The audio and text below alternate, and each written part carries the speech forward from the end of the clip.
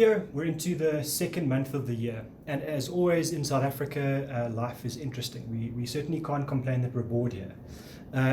So one of the big topics that's kind of hitting us again is the whole issue around power in South Africa. So not specific just to Eskom, but the power issue. And I think if we add that to a whole lot of other politics that's happening at the moment, it feels like things are messy. It feels like nothing's moving, and possibly things are getting worse again. Is that the case? Well, Warren, that is unfortunately always the case in South Africa. Things are never as good as it can be, and usually they don't. It's not as bad as the possibilities there. But if you look at Eskom, I think there's a few factors you have to keep in mind.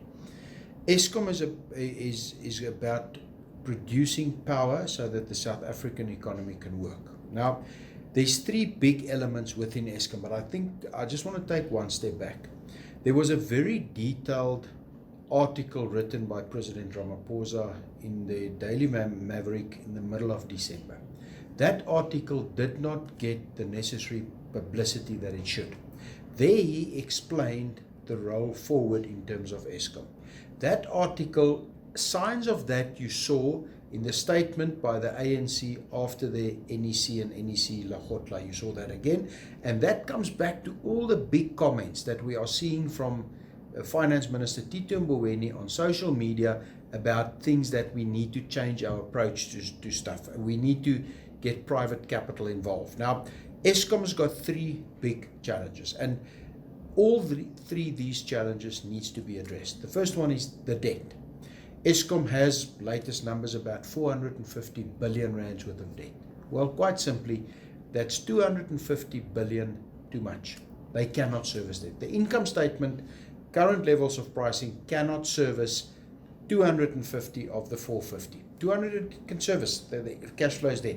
250 it cannot service. So part of the solution will need to address that in some or other way. The second point is we need reliable electricity. Factories, companies, businesses, service industry, everybody needs electricity. So we need to find a way to make sure that we've got reliable electricity.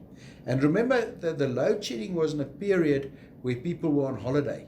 If we now factor in any growth in the economy, is going to be under more stress. So that's the second aspect, reliable energy. The third aspect is we need to move away from the ANC ideology that Eskom needs to own the whole value chain. That's not going to work. Unfortunately, that is an old methodology that might have suited Eskom in the 20s, 30s, or 40s. It doesn't anymore. So where the solution lies, it lies with addressing all three these elements. So you cannot only address one. Now, what we are seeing more and more is noise, and I hope that in the State of the Nation address on the 13th and in the budget later in the month, we will see some details, and those details need to be a way where we can attract private capital, specifically in assisting with the generation gap there is.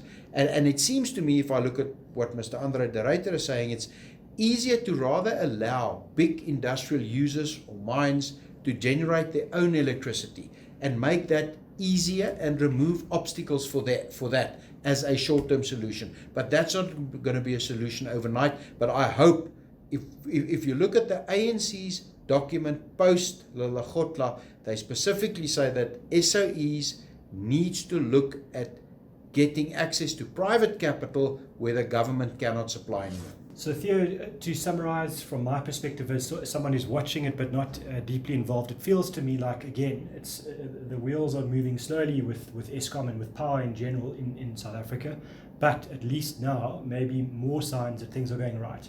I mean, if we look back, it was probably a case of Tito in the initial phases being almost a lone voice is what we felt, what it seemed like.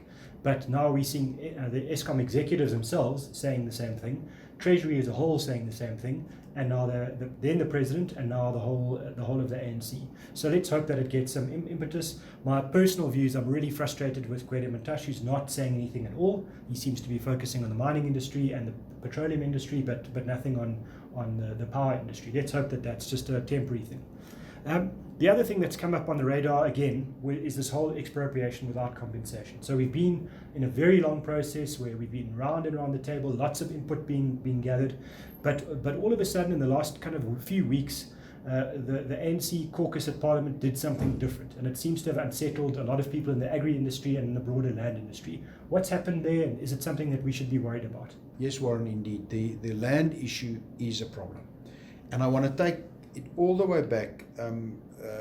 Ex-President Kgalema Motlanthe, when he re-looked at all the acts in South Africa that still need to be changed to come in line with our constitution about 3 years ago, he issued a 600-page report. 100 of those was about land. And whenever you talk to him about that, his line is, the minute we start to interfere with the value of property, with property rights, this whole economy will implode. There will simply not be an economy left.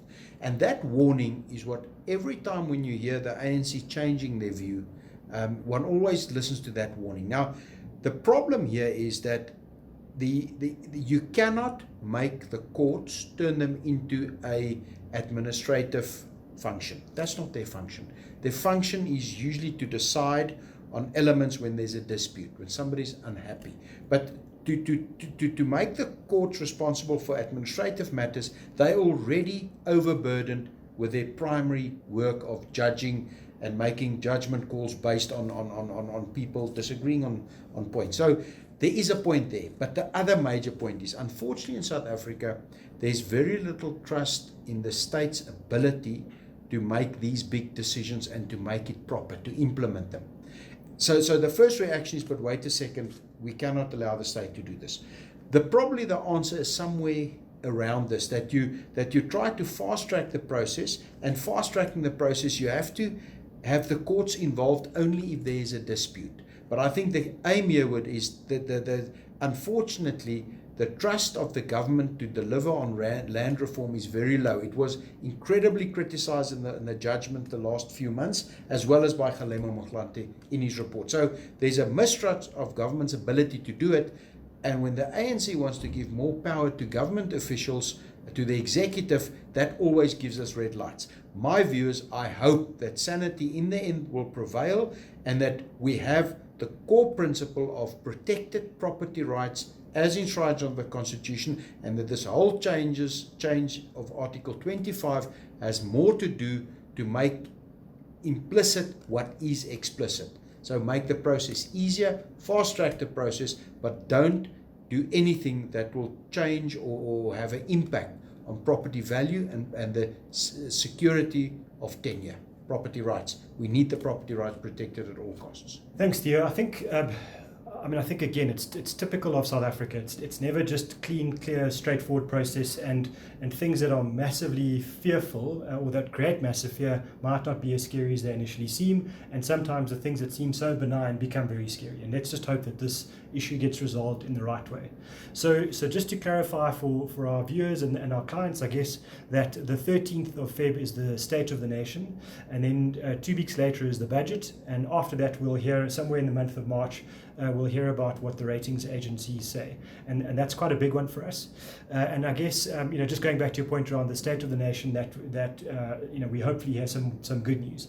At the same time, and this is one of your favorites, is for the rest of us, while we're watching the State of the Nation, it's time to put a stake on the braai and have our own stake of the nation. So let's enjoy that on the 13th.